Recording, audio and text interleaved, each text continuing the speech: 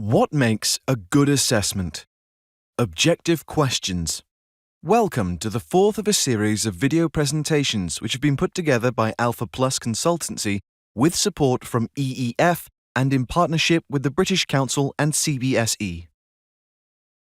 These video presentations cover key aspects of a series of training courses which we have been delivering to teachers and CBSE staff to support end-of-class assessments that we have designed.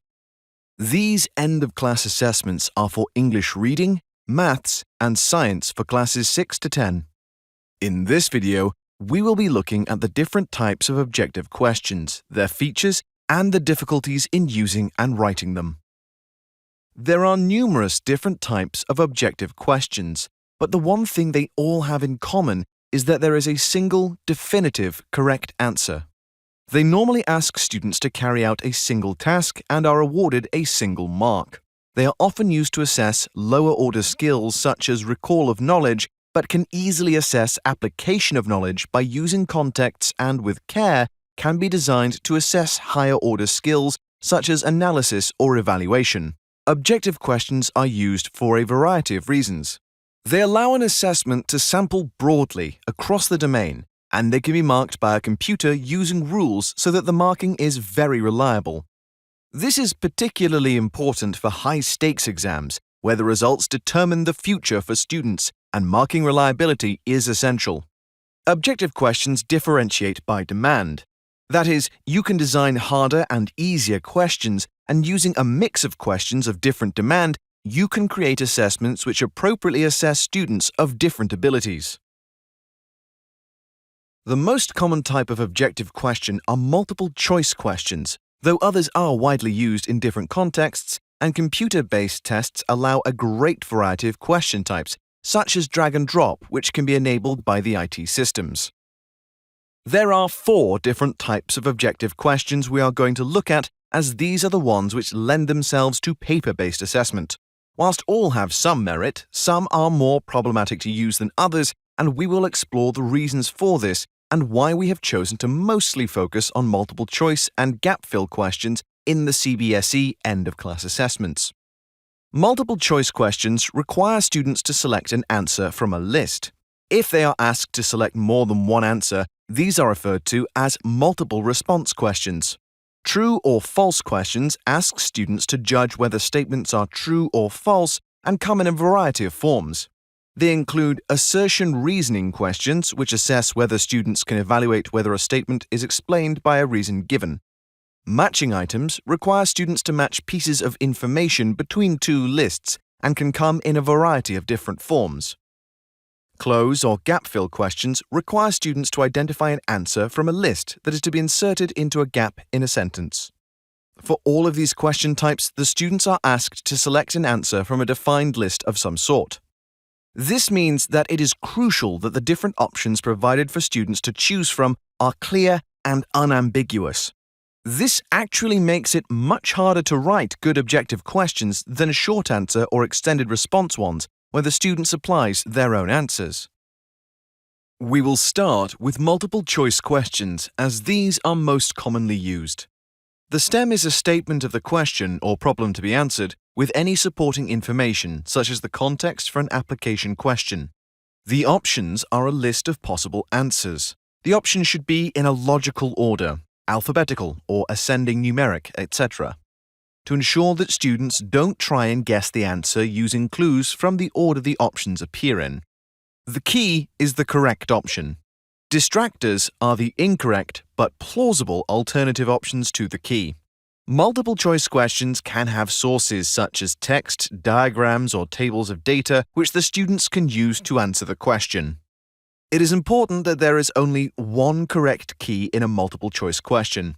The number of options that are provided depends on the assessment design principles, but 4 options are common, though 3 and 5 are used as well. The more options there are, the less likely the student who knows nothing about the topic would be able to just guess the answer correctly. However, there is no point in having lots of distractors which students will not choose because they can dismiss the distractor as being impossible. The selection of the distractors that will be used is a key aspect of writing good multiple-choice questions. The purpose of the distractors is to attract those students who are not able to complete the task that is being set. Distractors, therefore, have to be a plausible answer to the question, and it should not be possible to dismiss a distractor without knowing something about the topic being assessed. Distractors need to be able to attract some students to select them, otherwise they are not very good distractors. The clue is in the name. Generally, for a distractor to be described as functional, you would want at least 5% of the students to select it. In many cases, distractors will be common misconceptions or errors.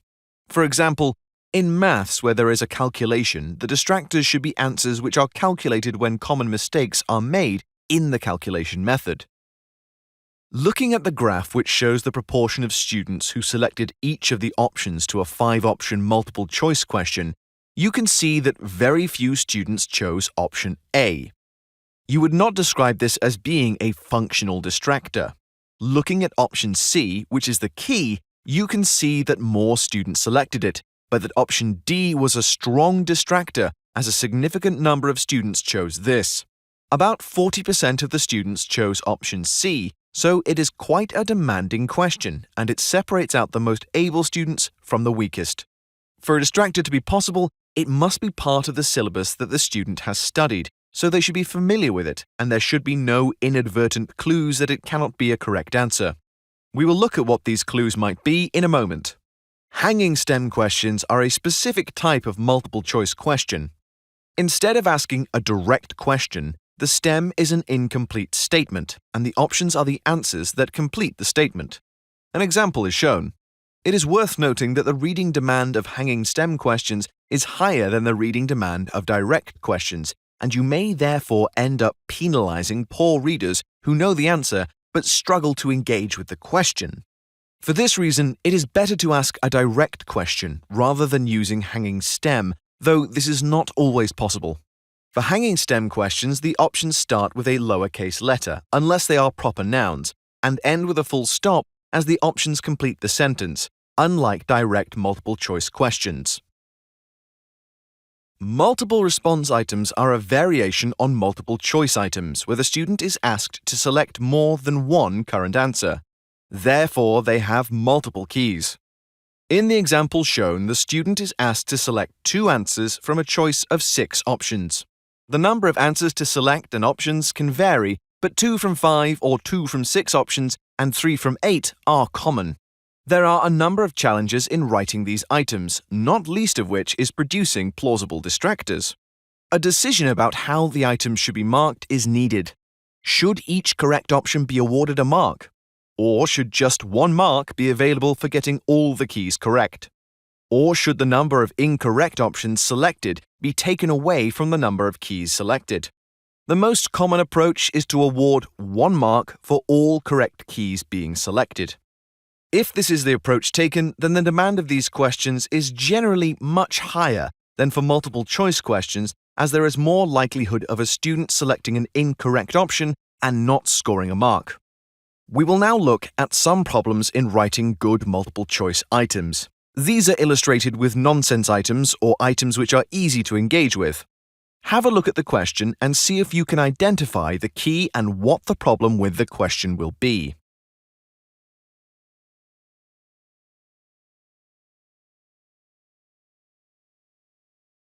In this question, the key is A, as the word grunge appears in the stem and is only present in the key. You need to make sure that language in the stem doesn't only appear in the key.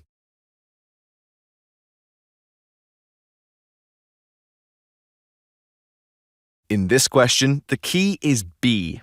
The key is much longer than the distractors and contains a proviso, so it is more detailed.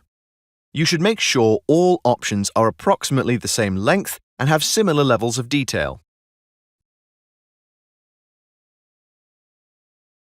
The key is C, as this is the only option which uses a relative term, usually, when all the others are definitive, always, all, none. You should avoid using definitive and relative terms in options, and if you have to do so, they should at least be consistent.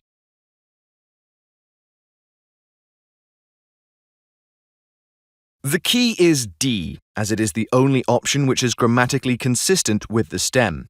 You need to make sure that all the options are grammatically consistent with the stem, including the use of plurals. The key cannot be a plural and the distractors singular. The only exception to key and distractors being grammatically similar is if you are actually testing understanding of grammar.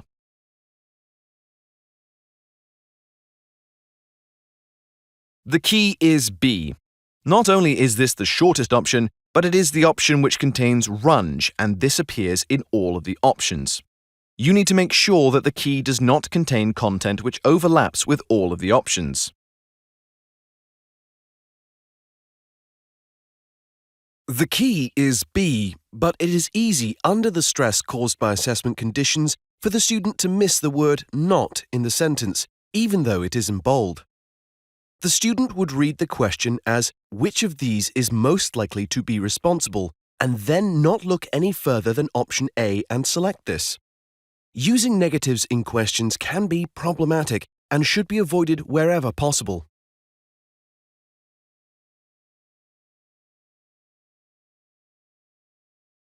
There is a problem with this question. There are two keys as 3 kilometers and 3,000 meters are identical. This is inherently unfair on students, as they may waste time worrying about a question with 2 correct answers, and the question will not be testing what it intended to test. The questions we have looked at give some ideas about the problems of writing good multiple-choice questions. Many of these sorts of problems apply to other types of objective question, so you need to bear this in mind as we look at the different types of objective questions. True-false questions, in their simplest form, just ask students to identify whether a statement is true or false. In more complex forms, they are presented with a list of statements and are then asked to identify which combination of these statements is true. These complex type of true-false questions are clearly more demanding than the simple form in which a single decision needs to be made. A specific type of true-false question is called an assertion reasoning question. These questions consist of an assertion, which is a statement about the subject, and a reason, which is a statement which claims to explain why the assertion is true. The student has to carry out 3 steps to reach the answer. Firstly, they have to decide whether the assertion is true or false. Then they have to decide whether the reason is true or false, and finally, if the assertion and reason are both true, then they have to decide whether the reason is a correct explanation of the assertion. These questions are used to assess whether students can link cause and effect correctly and assess higher-order skills such as evaluation.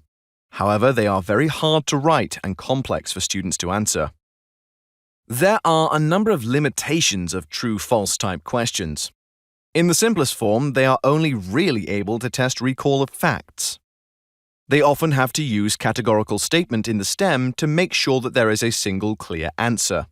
There is a high chance of guessing correctly if the student knows nothing about the topic. This impacts on the reliability and validity of the assessment. For this reason, these simple true-false questions should be used with extreme caution. For more complex forms, including assertion reasoning questions, it is often hard to have definitively true or false statements which are still plausible. For assertion reasoning, it is often hard to create a reason which definitely does or does not explain the assertion. These complex questions can become more of a comprehension exercise, which tests whether the student can understand what has been written rather than assessing what they know. It is often possible to eliminate options if you know one thing about the question, and this can then reduce the question to a logic problem, or it at least allows the likelihood of guessing correctly to be increased. For weaker students, these more complex questions can be very confusing. They may well have been able to answer a short answer question covering the topic, but are unable to answer the complex true-false question.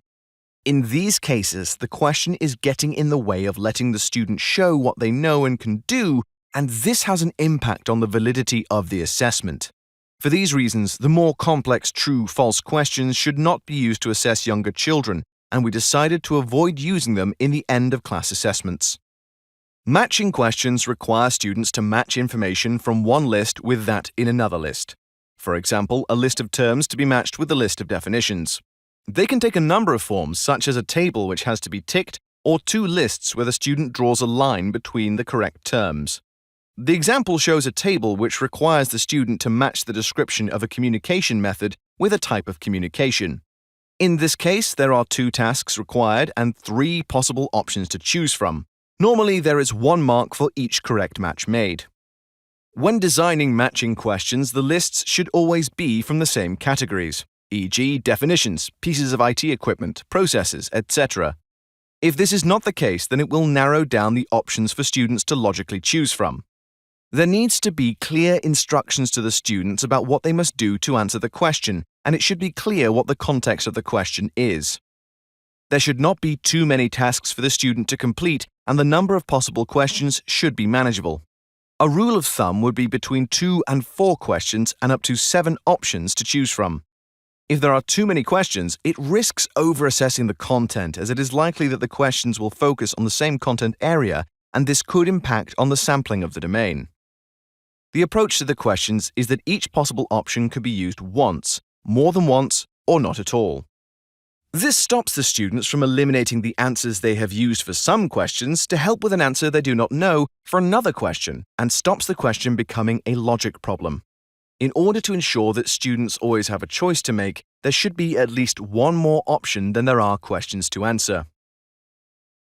Close or gap fill questions require students to insert a word into a sentence. They are used extensively in English assessments to test comprehension for reading and grammar and vocabulary for writing, but can also be used in science to test understanding of scientific concepts as an alternative to a multiple-choice question.